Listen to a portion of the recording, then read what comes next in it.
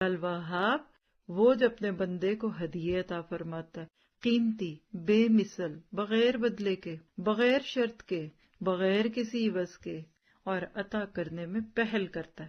ہمارے یہاں عموماً گفٹ دینا پڑتا ہے، کہتے ہیں ہاں اب گفٹ دینا پڑے گا، جائیں گے نا پھر گفٹ دیں گے۔ کئی لوگ شادیوں کے کارڈ دے کر غصے میں اور دکھ میں ہوتے ہیں، ہائے اتنی شادیاں آ گئی، یہ تو خوشی کی بات ہے، نہیں نہ پھر اتنی جگہ گفٹ دینے پڑیں گے، دلہن کو سلامی دینی پڑے گی، دولہا کو یہ پھر وہ، تو کس نے کہا یہ مشکل ڈالیں اپنے اوپر؟ خوشیاں بھی آپ کے غم بن گئے۔ تو یاد رکھے یہ نام اللہ سبحانہ تعالیٰ کی اپنے بندوں سے محبت کی دلیل ہے۔ اور آپ دیکھیں اللہ کا نام الودود بھی پڑھیں گے، الغفور بھی ہے، الرحیم بھی ہے۔ آپ کہہ لیجئے کہ الودود، الغفور اور الرحیم کی طرح ابتدا رب کی طرف سے، یعنی فرسٹ سٹیپ اللہ کی طرف سے، وہ پہلے گفٹس دیتا ہے، وہ نہیں مانگتا آپ سے بدلے میں کچھ، اس کو تو کچھ اور ہی چاہیے۔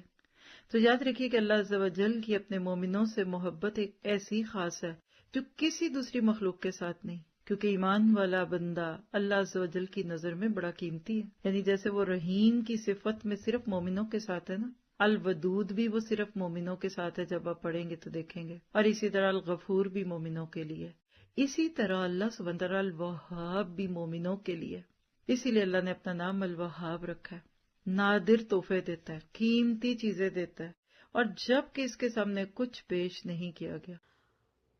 اللهم بلغنا رمضان، اللهم بلغنا رمضان۔